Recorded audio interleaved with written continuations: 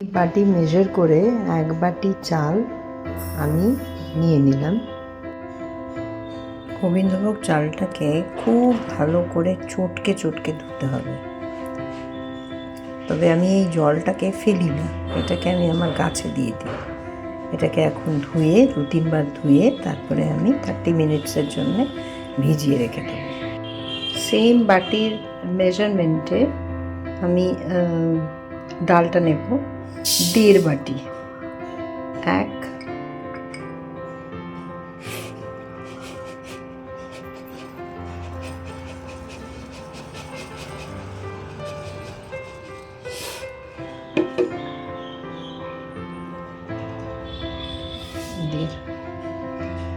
এটাকে এবার golden brown হওয়া অবধি শুকনো খোলায় সেঁকে নিতে হবে। ডালটার কালারটা বেশ ভালোই চেঞ্জ হয়ে গেছে, এখন এটা একটু গোল্ডেন কালারের হয়ে গেছে।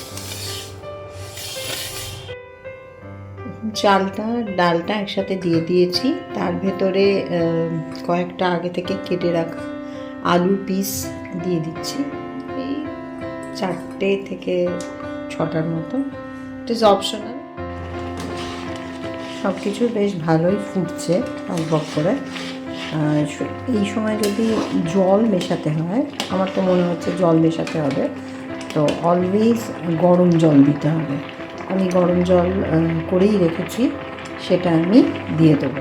পরিমাণ মতন গরম জল ঢেলে দিচ্ছি। গ্যাসের ফ্লেম হাই থাকবে। খিচুড়িটা বেশ খানিকটা সেদ্ধ হয়ে গেছে। এই সময় আমি অ্যাড করব নুন আর চিনি,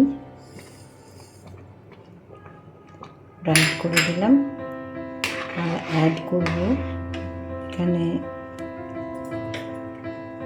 কেটে রাখা টমেটো অ্যান্ড কাঁচা লঙ্কা দিয়ে আবার আমি ভালো করে নাড়ব। এবার অ্যাড করছি আদা বাটা। এবার অ্যাড করব 1 টিস্পুন হলুদ, 1 টিস্পুন লঙ্কার গুঁড়ো, 2 টিস্পুন জিরের গুঁড়ো আর 1 টিস্পুন ধনের গুঁড়ো। জিরের গুঁড়োর পরিমাণটা একটু বেশি হবে। সব মশলা দিয়ে দিয়েছি, এখন মিক্সিংয়ের পালা। মিক্সিং ডান। এই সময় আমি খানিকটা কাঁচা সর্ষের তেলই দিয়ে দেবো।